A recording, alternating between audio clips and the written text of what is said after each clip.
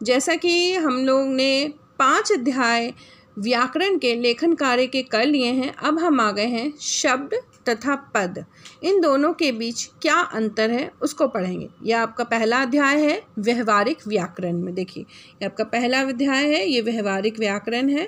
शब्द तथा पद अंतर, difference between words and words used in a sentence. तो एक सिंपल वर्ड और words used in a sentence, दोनों में क्या अंतर होता है आपको ये समझना है। मैं चाहूँ तो इसे आपको एक वाक्य में समझा सकती हूँ, परंतु आपको किताबी भाषा में समझनी है, इसलिए आपको मैं पूरा अध्याय ही पढ़ाऊंगी।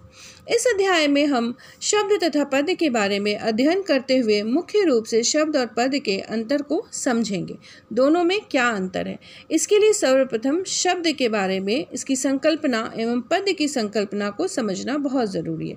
तो एक शब्द का क्या निर्माण है और एक पद का निर्माण कैसे होता है, इस बारे में जानना है हमें। तो हमें पहले शब्द को पढ़ना होगा, इसके बाद फिर हम पद को पढ़ेंगे। तो सबसे पहले हम क्या पढ़ेंगे, शब्द। हम सब लोग अपनी अपनी भाषाओं के अनगिनत शब्दों से परिचित होते हैं तथा इन शब्दों का प्रयोग हम वाक्यों में करते हैं। दाल, चावल, रोटी, सब्जी, आटा, घर, कुर्सी, मेज, दफ्तर आदि हिंदी में प्रयोग होने वाले शब्द हैं। तो शब्द से हम अच्छी तरह से परिचित हैं। किसी भी वाक्य को बोलने के लिए हम शब्दों का प्रयोग करते हैं और हमें बहुत सारे शब्द आते भी हैं और बहुत सारे शब्दों के मतलब और मीनिंग यानी कि अर्थ हम जानते भी हैं। तो पिछली कक्षाओं में आप पढ़ चुके हैं कि शब्दों की रचना ध्वनियों के मेल से होती है। शब्द की रचना किससे होती है, ध्वनियों के मेल से। उदाहरण के लिए गाड़ी शब्द को हम ले लेते हैं। यह शब्द ग जोड़ आ जोड़ अड़ जोड़ बड़ी, तो गा अ र ई गाड़ी, ये ध्वनियों के मेल से बना है। तो इस तरह से शब्द का निर्माण होता है। कहने का तात्पर्य इतना ही है कि शब्दों की रचना विभिन्न ध्वनियों के मेल से होती है। अगर आपसे पूछा जाए शब्दों की रचना कैसे होती है, तो विभिन्न ध्वनियों के मेल से होती है। पर यह भी ध्यान रखना चाहिए कि ध्वनियों के प्रत्येक मेल कॉम्बिनेशन से शब्द नहीं बन सकता। यदि हम इन्हीं ध्वनियों का क्रम आगे पीछे कर दें तो इससे बनी रचना आड़ गी का कोई अर्थ नहीं होगा। ठीक है, तो कुछ होते हैं सार्थक शब्द, कुछ होते हैं निरर्थक शब्द। तो ये बन गया एक निरर्थक शब्द जिसका कोई अर्थ नहीं होता। तो शब्दों का क्रम भी सही होना चाहिए। अतः शब्द के लिए यह बात ज़रूरी है कि उसका कोई ना कोई अर्थ अवश्य हो। तो अर्थ वाले शब्द हमें समझ के लिखने होंगे, उसका क्रम सही से लिखना होगा।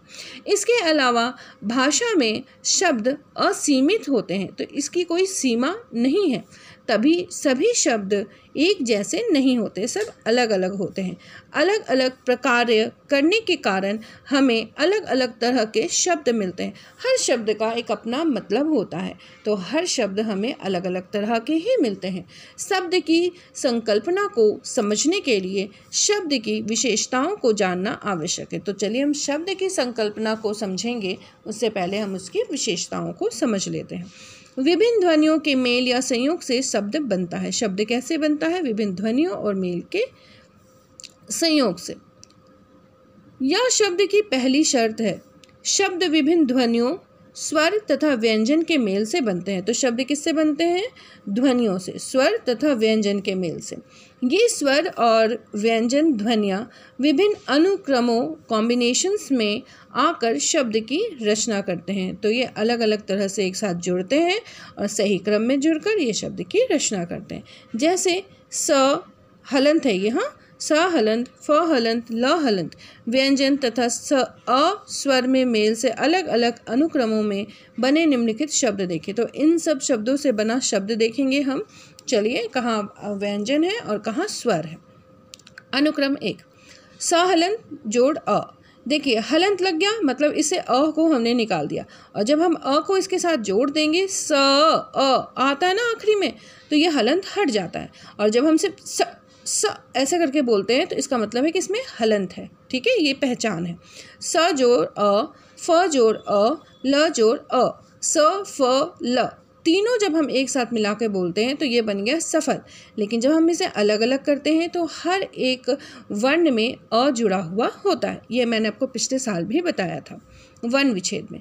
अनुक्रम 2, फ अ, स अ, ल अ, फसल।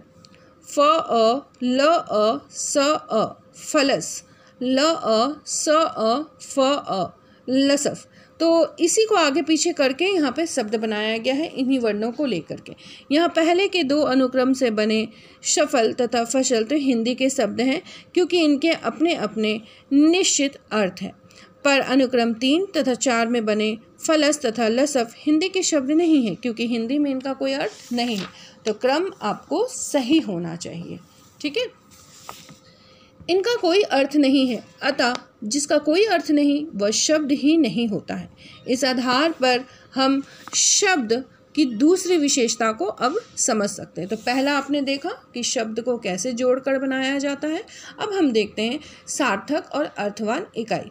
इसका तात्पर्य यही है कि ध्वनियों का ऐसा मेल या अनुक्रम जिसका भाषा में कोई अर्थ न हो वह शब्द नहीं है। अनुक्रम 3 और 4 में फलस तथा लसफ के कोई अर्थ न होने के कारण हिंदी के शब्द नहीं है। तो जिस शब्द का अर्थ नहीं है वो शब्द नहीं है। ये सार्थक और अर्थवान इकाई होती है। ये शब्द की दूसरी विशेषता थी। अब हम आ जाते हैं अपनी तीसरी विशेषता। शब्द भाषा की स्वतंत्र इकाई है। शब्द क्या है? भाषा की स्वतंत्र इकाई है। यह शब्द की सबसे प्रमुख विशेषता है। आप जानते हैं कि शब्दों का प्रयोग हम वाक्यों में करते हैं। जब वे वाक्यों में प्रयोग किए जाते हैं तब ये वाक्यों के नियमों से बंध जाते हैं। हर भाषा के वाक्य के नियम अलग अलग होते हैं। ये नियम ही वाक्य में आने वाले शब्दों को नियंत्रित करते हैं। उदाहरण के लिए लड़का, दूध तथा पीना हिंदी तथा अंग्रेजी के समानार्थी शब्द हैं, पर जब ये वाक्य में प्रयुक्त होते हैं तो दोनों भाषाओं के अलग अलग नियमों के अनुसार ही वाक्य में प्रयुक्त हो जाते हैं। जैसे लड़का दूध पीता है, बॉय ड्रिंक्स मिल्क। तो ये दोनों अलग अलग भाषा में ये शब्द प्रयोग हुए, दोनों अलग अलग भाषा में अपने अपने नियम के साथ बंध गए। कौन सा शब्द कहाँ प्रयोग होगा, इस तरह से प्रयोग करके हम एक वाक्य की रचना करते हैं। तो शब्द देखिए यहाँ पे अब स्वतंत्र नहीं रहा। जैसे ही ये पद में आ गया तो ये अपने नियमों से बंध गया, लेकिन जब ये पद में नहीं है तब ये भाषा की स्वतंत्र इकाई है। मतलब अगर ये पद में है तो ये बंधा हुआ है, पद से बाहर है तो ये स्वतंत्र है।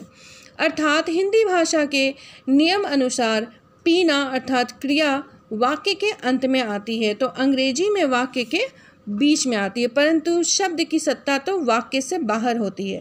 अब अगर हम ये देखें कि दोनों के सेंटेंस में कहाँ पे पीना शब्द आ रहा है तो दोनों में अलग अलग स्थान में आ रहा है, ठीक है। समझना हमें वो नहीं है, समझना हमें ये है कि जो शब्द है उसकी सत्ता वाक्य से बाहर ही रहती है, लेकिन जैसे ही वो वाक्य में प्रयोग होता है उसकी सत्ता खत्म हो जाती है, क्योंकि वाक्य में प्रयुक्त होने पर शब्द शब्द नहीं कहलाता है, वह वाक्य के नियमों से मुक्त या स्वतंत्र होता है। तो जब वो शब्द वाक्य में प्रयोग हो जाता है तो वो शब्द नहीं कहलाता है, वो वाक्यों के नियमों से मुक्त होता है। जब वो वाक्य में प्रयोग नहीं होता उसका इस्तेमाल आप कोश में भी कर सकते हैं, क्योंकि वह एक स्वतंत्र इकाई है। तो शब्द का प्रयोग शब्दकोश में किया जाता है जहाँ पे वो स्वतंत्र होता है। किसी इकाई के स्वतंत्र होने के दो अर्थ हैं। अब कोई शब्द अगर स्वतंत्र है तो उसका क्या अर्थ है? जो किसी दूसरे के तंत्र में बंधा हुआ नहीं है, मतलब उसका प्रयोग हम अलग से कर सकते हैं। जो केवल अपने स्व यानी तंत्र में बंधा हुआ है, वो अपने आप में एक शब्द है, एक अर्थ है। तो यहाँ पे ये किसी नियम से नहीं बंधा हुआ है, ये शब्द की एक महत्वपूर्ण विशेषता है। शब्द स्वतंत्र है, इसका तात्पर्य क्या है? शब्द स्वतंत्र है, ठीक है, ये किसी के नियमों के साथ नहीं बंधा है। इसका तात्पर्य क्या है अब वो देखिए आप। शब्द वाक्य के नियमों से मुक्त होने के कारण भाषा की स्वतंत्र इकाई है। ये किसी भी वाक्य के नियमों से मुक्त है, क्योंकि ये वाक्य में प्रयोग नहीं है कोई भी शब्द, लेकिन जब ही वो वाक्य में प्रयोग हो गया तो वो स्वतंत्र नहीं रहता, उसका अपना अर्थ खत्म हो जाता है, फिर उसे वाक्य का अर्थ बताना होता है। शब्द अपने तंत्र अर्थात अपनी नियम व्यवस्था में बंधा हुआ होता है। हर भाषा में शब्द रचना की अपनी व्यवस्था होती है। तो शब्द अपने तंत्र यानी अपने नियम की व्यवस्था में बंधा हुआ होता है, उसका अपना अर्थ होता है। हर भाषा में शब्द की रचना अपनी अलग अलग व्यवस्था से होती है। कोई सी ध्वनि किस ध्वनि के साथ मिलकर शब्द बनाएगी तथा किसके साथ मिलकर नहीं बनाएगी, कौन सी ध्वनि शब्द के आरंभ में आएगी, कौन सी नहीं आएगी, यह सब शब्द का स्व या अपना तंत्र है। तो शब्द जो है वो अपने आप में एक अर्थ प्रकट करता है, इसमें कोई भी नियम बंधा हुआ नहीं होता है बाहर से, जिसमें बंधा होने के कारण हर शब्द स्वतंत्र है। शब्द अपना नियम खुद बनाता है, शब्द का बाहर से कोई नियम नहीं है। उदाहरण के तौर पर ले लीजिए, हिंदी के शब्द की नियम व्यवस्था यह कहती है कि अंगा, ढ और मूर्धन्य, विसर्ग, अनुस्वार और आदि व्यंजन शब्द के आरंभ में नहीं आ सकते। यह नियम व्यवस्था या तंत्र शब्द का अपना है। मतलब यहाँ पे जो अरंगा या अंगा होते हैं और ढ हलंत, मूर्धन्य हलंत, ये सब जो है ये विसर्ग, अनुस्वार, ये सब व्यंजन शब्द के शुरुआत में नहीं आते, ये शब्द की अपनी रचना है। ठीक है, इसमें बाहरी किसी भी नियम को लागू नहीं हम कर सकते, शब्द की इसी प्रकार की रचना की गई है। अब दोनों ही प्रकार से वाक्य से बाहर होने तथा अपने तंत्र में बंधे रहने के कारण शब्द जो है वो भाषा की स्वतंत्र इकाई है। तो वाक्य में ये प्रयुक्त नहीं है और यह वाक्य से बाहर है और अपने तंत्र में ये बंधा हुआ है, तो यह एक भाषा की स्वतंत्र इकाई है। तो आज मैंने आपको क्या पढ़ाया, शब्द क्या है और शब्द की विशेषता क्या है। तो इसे अच्छे से आप पढ़िएगा। इसका एक प्रश्न आएगा जो मैं आपको दूंगी, शब्द किसे कहते हैं, इसकी विशेषता बताइए, वो मैं आपको लिखने के लिए दूंगी। फिलहाल आप इसे रिवीजन कीजिए और ध्यान से समझिए। ठीक है क्लास 10, धन्यवाद।